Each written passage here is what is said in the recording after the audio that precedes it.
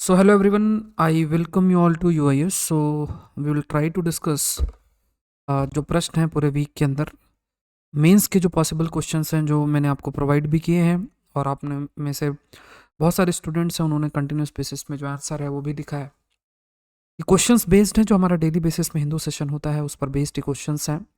कोशिश करो कि इन क्वेश्चंस को एक बार में आपको अटेम्प्ट करना है और आपके पास हर क्वेश्चन को सॉल्व करने के लिए you have to take at max 10 minutes का समय लेकर चलो। तो 50 मिनट्स के अंदर try to answer these questions. ये क्वेश्चंस को आंसर करना अगर देखा जाए तो थोड़ा सा अंडरस्टैंडिंग अगर नहीं होगी, क्योंकि क्वेश्चंस इकोनॉमी से भी हैं, क्वेश्चंस आपके साइंस एंड टेक्नोलॉजी से भी हैं। साइंस एंड टेक्नोलॉजी की बात किया जाए, आईआर के कई टॉपिक्स अगर देखा जाए और पॉलिटी एंड गवर्नेंस की बात किया जाए तो उस पर भी प्रश्न हैं। अगर पहला प्रश्न देखा जाए, so first question is asking you कि higher fiscal deficit will impact Indian economy. इसको आपको डिस्कस करना है कि अगर हायर फिस्कल डेफिसिट होता है क्या ये इंडियन इकोनॉमी को इम्पैक्ट कर सकता है, इस पर आपको चर्चा करना है।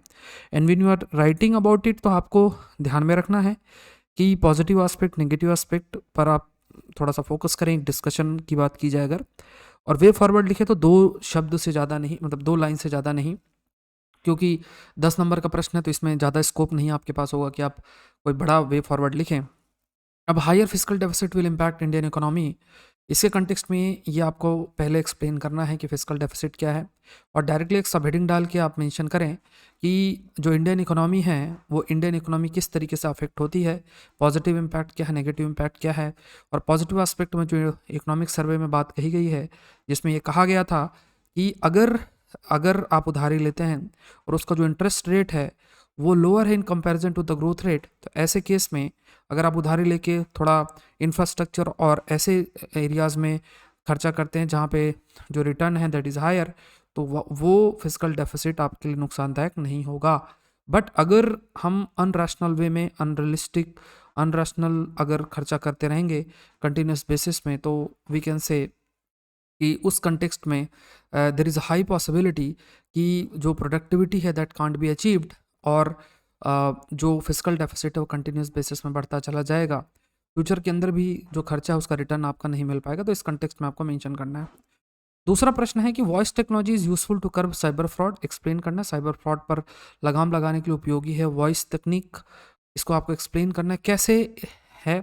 अभी भी 10 नंबर का प्रश्न है तो इसमें आपको डायरेक्टली एक्सप्लेन करना है। पहला ये आपको बताना है वॉइस तकनीक क्या है, वॉइस टेक्नोलॉजी क्या है, और ये साइबर फ्रॉड को क्यों हेल्प कर सकता है। तो इसमें भी हिंदू का बहुत इंपॉर्टेंट और अच्छा आर्टिकल आया था, उस कंटेक्स्ट में अगर आपने पढ़ा है तभी आप लिख सकते हो, क्योंकि ये जानना जरूरी है कि वॉइस टेक्नोलॉजी का मतलब क्या है, एंड अगर वॉइस टेक्नोलॉजी का आपको मतलब समझ में आया तो ये किस तरीके से साइबर फ्रॉड से हेल्प कर सकता है, और क्या आज के समय में जो बायोमेट्रिक्स का इस्तेमाल किया जाता है वो कितने सिक्योर हैं, इस बात पर भी थोड़ा सा आपको चर्चा करते हुए, और वॉइस टेक्नोलॉजी उसको कैसे हेल्प कर सकती है ओवरकम करने में, उसको आपको मेंशन करना है। तो एक्सप्लेन में आपको कोई वे फॉरवर्ड और ये सब नहीं लिखना है, डायरेक्टली जो पूछा वो लिख के और 2 लाइन में आपको कंक्लूड कर देना है। नेक्स्ट देखते हैं, India stack will take us towards the digital governance, इसको एक्सप्लेन करना है।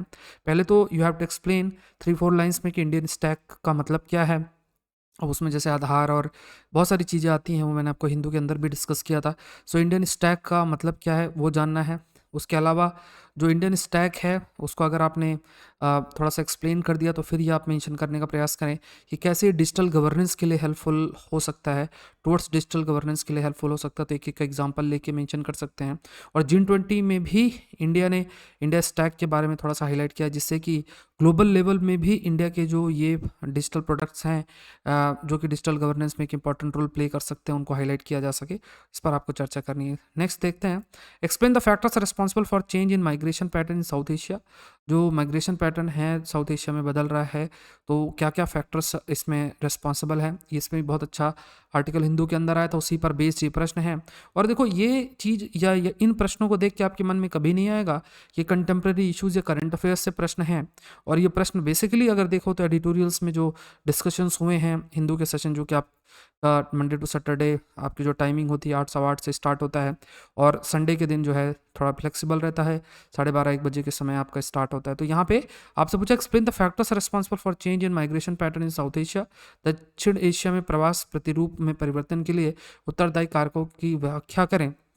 तो क्या क्या फैक्टर्स हैं वो आपको एक्सप्लेन करना है, और इसमें डायरेक्टली माइग्रेशन पैटर्न को हाईलाइट करते हुए क्या क्या फैक्टर्स रिस्पॉन्सिबल है वो बताते हुए, और थोड़ा सा वे फॉरवर्ड आप मेंशन कर सकते हैं 2 लाइन में कि हमें अपने जो भी लोग माइग्रेट कर रहे हैं उनके सिक्योरिटी, सोशल सिक्योरिटी पर भी जो है फोकस करते हुए जो माइग्रेशन पॉलिसी उस पर बदलाव लाने की जरूरत है। नेक्स्ट क्वेश्चन कि the constitutional silence should not give way for the unconstitutional inaction, explain this statement in the context of article 200 of Indian constitution. So article 200 पे ये जो है उसके कंटेक्स्ट में है आर्टिकल 200, जिसके तहत जो गवर्नर हैं वो बिल को असेंट प्रोवाइड करते हैं स्टेट असेंबली के कंटेक्स्ट में। तो उसमें कई डिस्कशंस आपके कंटिन्यूस बेसिस पे चल रहे हैं। केरला सरकार के द्वारा जो यूनिवर्सिटी से रिलेटेड बिल पास किया जा रहा है उस कंटेक्स्ट में जो एसेंट देने में डिले है उस पर कंटेक्स्ट में आर्टिकल आया था। बहुत सारी चीज़ें इसमें चर्चा की गई थी, कई सारे क्योंकि ये क्वेश्चन भी एडिटोरियल पर बेस्ड है और बहुत डेप्थ में ये प्रश्न है, इसको आंसर करना इतना आसान नहीं है अगर आपने उस सेशन को नहीं देखा है। तो जिन्होंने इस सेशन को देखा है तो आपके लिए ये टेस्ट है, 50 मिनट्स है, और आप कोशिश करें कि इसको टाइम बाउंड मैनर में आज अटेम्प्ट करें। सो अनअकैडमी से आप जुड़ सकते हैं, आप unacademy.com विजिट करें, सेलेक्ट यूपीएससी सीएससी और कोड यूज़ करें SPLIVE। अभी ग्रेट ऑफर चल रहा है, रिजॉल्व 2023 नया ऑफर है, और यहाँ पे फ्लैट 23% का आपका ऑफ भी है, और ये 28 दिसंबर से आपका शुरू हो गया है। ऐसे बहुत सारे टॉपिक्स हैं जैसे खालसा बंडूरी प्रोजेक्ट और कई सारी चीज़ों पर हम लोग डिस्कशन करते रहते हैं। और मेरा भी कोर्स जो है वो स्टार्ट हो रहा है जनवरी 3 से 11:30 बजे की आपकी टाइमिंग है। तो अनअकैडमी से ज़रूर से जुड़ें, जब आप जुड़ेंगे तो आप सिर्फ मेरा ही कोर्स नहीं दूसरे सभी कोर्सेज भी आप एक्सेस कर सकते हैं। तो बहुत ही ग्रेट अपॉर्चुनिटी है, टेस्ट को जरूर से अटेम्प्ट करें। Thank you everyone, thank you.